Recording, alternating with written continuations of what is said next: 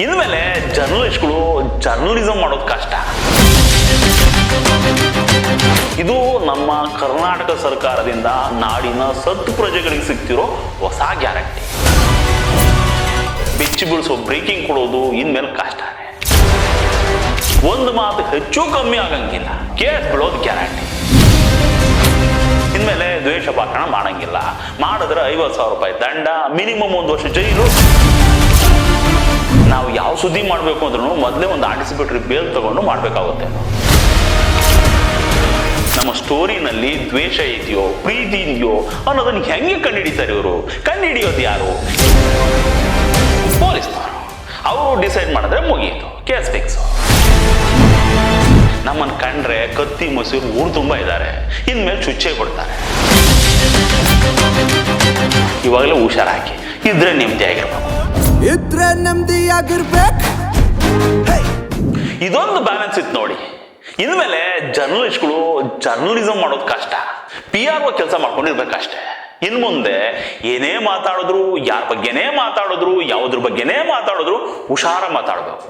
ಒಂದು ಮಾತು ಹೆಚ್ಚು ಕಮ್ಮಿ ಆಗಂಗಿಲ್ಲ, ಅರ್ಧೂ ತೂಗಿ ಮಾತಾಡ್ಬೇಕು. ಒಂಚೂರು ಆಚೆ ಈಚೆ ಆದ್ರೂ ಕೂಡ ಕೇಸ್ ಬಿಡೋದು ಗ್ಯಾರಂಟಿ. ಇದು ನಮ್ಮ ಕರ್ನಾಟಕ ಸರ್ಕಾರದಿಂದ ನಾಡಿನ ಸತ್ತು ಪ್ರಜೆಗಳಿಗೆ ಸಿಗ್ತಿರೋ ಹೊಸ ಗ್ಯಾರಂಟಿ. ನಮ್ಮ ಮಾಧ್ಯಮಗಳಿಗೆ ಕಾದೈತಿ ಇನ್ಮೇಲೆ ಮಾರಿ ಹಬ್ಬ.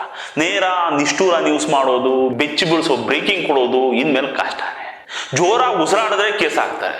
ಯಾಕೋ ಇವನು ಜೋರಾಗಿ ಉಸಿರಾಡ್ತಾವನೆ, ಇದನ್ನ ನೋಡ್ತೀರಿ ಇವನಿಗೆ ನನ್ನ ಸಿಕ್ಕಾಪಟ್ಟೆ ದ್ವೇಷ ಇದೆ ಅನ್ಸುತ್ತೆ, ಹಾಕಿ ಮೇಲೆ ಒಂದು ಕೇಸು ಅನ್ನೋ ತರ ಕಾಲ ಬಂದಾಗ್ಬಿಟ್ಟಿದೆ.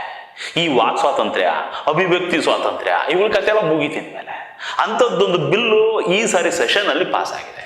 ದ್ವೇಷ ಅಪರಾಧ, ಹೇಟ್ ಕ್ರೈಮ್. ಇನ್ಮೇಲೆ ದ್ವೇಷ ಭಾಷಣ ಮಾಡಂಗಿಲ್ಲ, ಮಾಡಿದ್ರೆ 50,000 ರೂಪಾಯಿ ದಂಡ, ಮಿನಿಮಮ್ 1 ವರ್ಷ ಜೈಲು, ಮ್ಯಾಕ್ಸಿಮಮ್ 7 ವರ್ಷದವರೆಗೆ ಜೈಲ್ ಇಟ್ಕೋಬಹುದು. ಇದೇ ತಪ್ಪನ್ನ ಇನ್ನೊಂದ್ಸರಿ ರಿಪೀಟ್ ಮಾಡಿದ್ರೆ 1 ಲಕ್ಷ ದಂಡ, ಮಿನಿಮಮ್ 2 ವರ್ಷ ಜೈಲಲ್ಲಿ ಇರ್ಬೇಕಾಗುತ್ತೆ, ಮ್ಯಾಕ್ಸಿಮಮ್ 7 ವರ್ಷದವರೆಗೂ ಜೈಲಲ್ಲಿ ಇರ್ಬೇಕಾಗ್ತದೆ. ಜೊತೆಗೆ ಇದು ನಾನ್ ಬೇಲೇಬಲ್ ಕೇಸ್ ಅಂತೆ. ಇದು ಎಂತ ಡೇಂಜರ್ ಇದೆ ಅಂದ್ರೆ ಅಧಿಕಾರದಲ್ಲಿ ಇರೋರ ವಿರುದ್ಧ ಯಾರೂ ಉಸಿರೆತ್ತಂಗಿಲ್ಲ. ಅದರಲ್ಲೂ ಮೀಡಿಯಾದವ್ರಿಗೆ ಕೆಲಸನೇ ಇಲ್ದಂಗೆ ಮಾಡ್ಬಿಡುತ್ತೆ ಇದು. ಯಾವ ಸುದ್ದಿ ಮಾಡಿದ್ರು ಈ ಕೇಸಲ್ಲಿ ಫಿಟ್ ಮಾಡ್ಬೋದು. ಈಗಾಗಲೇ ಪೊಲೀಸರ ದೌರ್ಜನ್ಯ ಕಂಟ್ರೋಲ್ ಮಾಡೋಕ್ಕಾಗ್ತಿಲ್ಲ, ಜನರಿಗೆ ತಡ್ಕೊಳಕ್ಕಾಗ್ತಿಲ್ಲ ಇರೋ ಟಾರ್ಚರ್ನ. ಇವ್ರ ಕೈಗೆ ಇನ್ನೂ ಸೂಪರ್ ಪವರ್ ಕೊಟ್ಟಂಗೆ ಆಗ್ಬಿಟ್ಟಿದೆ ಈ ಕಾಯ್ದೆ. ಇನ್ಮೇಲೆ ನಾವು ಯಾವ ಸುದ್ದಿ ಮಾಡಬೇಕು ಅಂದ್ರೂ ಮೊದಲೇ ಒಂದು ಆಂಟಿಸಿಪೇಟರಿ ಬೇಲ್ ತಗೊಂಡು ಮಾಡಬೇಕಾಗುತ್ತೆ. ಅಲ್ಲ, ಇಂಥದ್ದೊಂದು ಕಾಯ್ದೆ ಬೇಕಾಗಿತ್ತಾ ಅಂತ.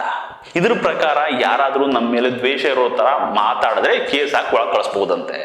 ಈ ಧರ್ಮದ ಬಗ್ಗೆ, ಈ ಜಾತಿ ಬಗ್ಗೆ, ಈ ಸಮುದಾಯಗಳ ಬಗ್ಗೆ, ಭಾಷೆ ಬಗ್ಗೆ, ಬಣ್ಣದ ಬಗ್ಗೆ, ಯಾವುದ್ರ ಬಗ್ಗೆ ಏನಾದ್ರೂ ಮಾತಾಡಿದ್ರೆ ಅದು ದ್ವೇಷ ಅಪರಾಧ ಅಂತ ಆಗಬಹುದಂತೆ. ಇದೇ ದ್ವೇಷ ಅಪರಾಧ ಅಂತ ನಿರ್ಧಾರ ಮಾಡೋದು ಯಾರು? ಇದನ್ನೇ ದ್ವೇಷ ಅಂತ ಪೊಲೀಸ್ನವರು. ಅವರು ಡಿಸೈಡ್ ಮಾಡಿದ್ರೆ ಮುಗಿಯಿತು, ಕೇಸ್ ಫಿಕ್ಸ್. ನಮ್ಮ ಕತೆ ದೇವ್ರಿಗೆ ಪ್ರೀತಿಯಿಂದ ಮೇಲೆ. ಇವಾಗ್ಲೇನೆ ನಾವು ಯಾರ ವಿರುದ್ಧನಾದ್ರೂ ಸ್ಟೋರಿ ಮಾಡಿದ್ರೆ ಅದು ಭ್ರಷ್ಟಾಚಾರ ಮಾಡಿರೋನಾಗ್ಬೋದು, ಅತ್ಯಾಚಾರ ಮಾಡಿರೋನಾಗ್ಬೋದು, ವಂಚನೆ ಮಾಡಿರೋನಾಗ್ಬೋದು, ಮೋಸ ಮಾಡೋನಾಗ್ಬೋದು, ಯಾರಾದ್ರೂ ಆಗಿರ್ಬೋದು. ಅಂಥವ್ರ ಮೇಲೆ ಸ್ಟೋರಿ ಮಾಡಿದ್ರೆ ಕೋರ್ಟ್ಗೆ ಹೋಗಿ ಈ ಸ್ಟೋರಿಗೆ ಒಂದು ಸ್ಟೇ ತರ್ತಾರೆ.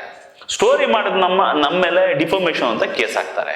ಇನ್ನೂ ಕೆಲವರು ಪೊಲೀಸ್ನವ್ರು ಒಂಚೂರು ಸಾಥ್ ಕೊಟ್ರೆ ಎಕ್ಸ್ಟ್ರಾಕ್ಷನ್ ಅಂತ ಒಂದು ಕೇಸ್ ಹಾಕಿ ನಮ್ಮನ್ನ ಬಾಯಿ ಮುಚ್ಚೋ ಕೆಲಸ ಮಾಡ್ತಾರೆ.